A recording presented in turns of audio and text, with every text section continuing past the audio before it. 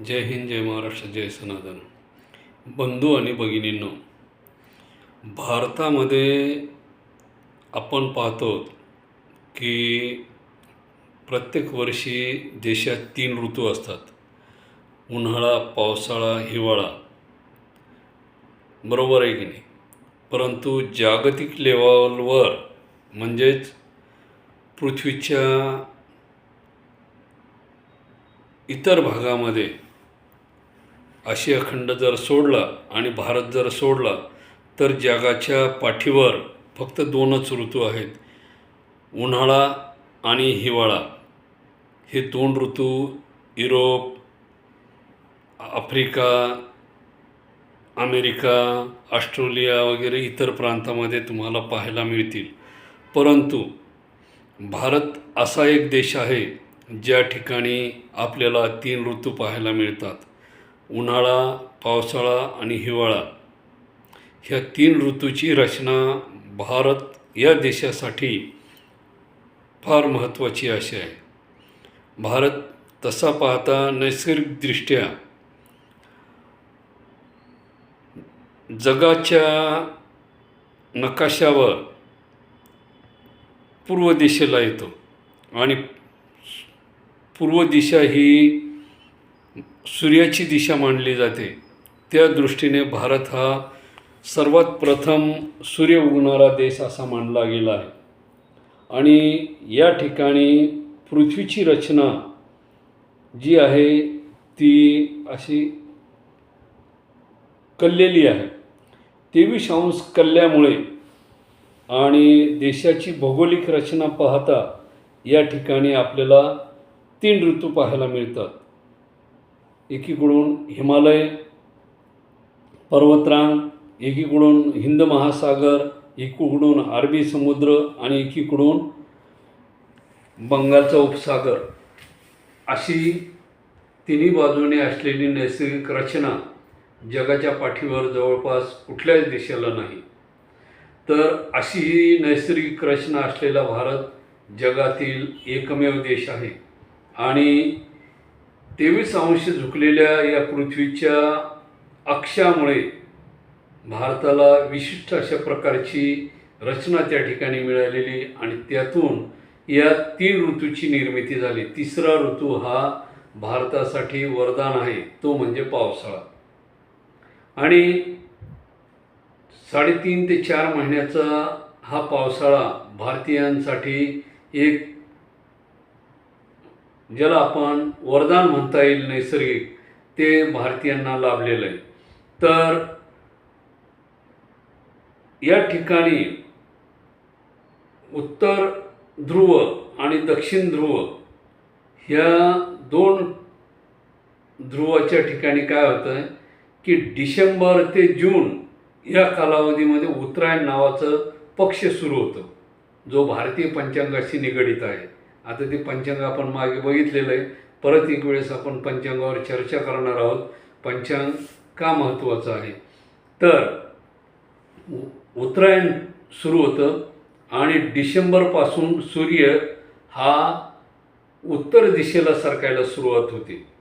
आणि उत्तर दिशेला सुरू होत असताना काय होतं की उत्तरेचा जो प्रदेश आहे त्या प्रदेशामध्ये पूर्ण 6 महिने दिवस असतो. उत्तर ध्रुवाच्या ठिकाणी 6 महिने कंटिन्यू काय असतं, दिवस असतो.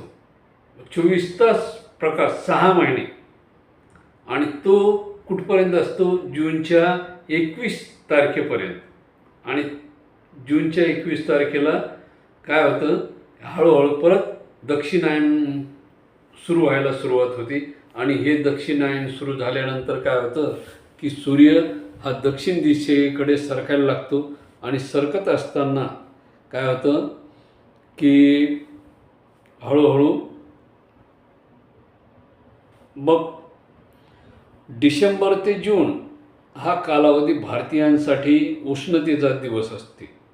4 महिने, 4.5 महिने, 3 महिने जे काय असेल हे पूर्ण उष्णतेचे म्हणजेच उन्हाळ्याचे दिवस असते. आणि त्या ठिकाणी उत्तरायण सुरू झालेलं असतं. परंतु ज्यावेळी जूनचा 21 तारखेनंतर पावसाळा सुरू होतो त्या पिरियडमध्ये सूर्य दक्षिणायनकडे जायला लागतो. त्या कालावधीमध्ये जूनपासून तर नोव्हेंबरपर्यंत काय होतं, सूर्य हा दक्षिणेकडे जायला लागतो आणि दक्षिणेकडे जात असताना त्याचं जे मार्गक्रमण होत असतं त्या कालावधीमध्ये पावसाळा 4 महिने आणि तिथून पुढं हिवाळा 4 महिने असे 8 महिन्याचा कालावधी या दक्षिणायन आणि उत्तरायण या कालावधीमध्ये जातं. मग आता ज्यावेळेस डिसेंबर ते जून उत्तर ध्रुवामध्ये दिवस असतो तर त्याच्या अपोजिट म्हणजेच दक्षिण ध्रुवावरती त्या काळामध्ये 6 महिने रात्र असते. मग तिकडल्या भागामध्ये काय असतं, रात्र असल्यामुळे तिकडल्या भागामध्ये बर्फाची साठवण होते, बर्फ साठवला जातो, बर्फाचे मोठमोठाले पहाड निर्माण होतात आणि ही क्रिया प्रत्येक 6 महिन्याला सुरू असते. आता जूनपासून नोव्हेंबरपर्यंत त्या ठिकाणी दक्षिण भारतामध्ये दक्षिण ध्रुवाला काय होतं की सूर्य तिकडे गेल्यानंतर दक्षिणायन चालू होतं, म्हणजे त्या भागामध्ये 6 महिने सूर्यप्रकाश राहील आणि उत्तर ध्रुवाला 6 महिने अंधार राहील. म्हणजे ही क्रिया नैसर्गिकरित्या चालू आहे. आणि मागं आपण एका ठिकाणी उल्लेख केलेला आहे की ब्रह्मदेवाचं 1 वर्ष काय असतं ते अशाच पद्धतीचं असतं. हे ज्यावेळेस 1 वर्ष होतं, 6 महिने दिवस आणि 6 महिने रात्र असे 12 वर्षे गेल्यानंतर 1 कल्प ब्रह्मदेवाचा होतो, तशातला भाग हा आहे. तर मग ही आपण आत्ताच बघितलंय की नैसर्गिकरित्या भारताला देणगी मिळालेला ऋतू म्हणजे पावसाळा होय.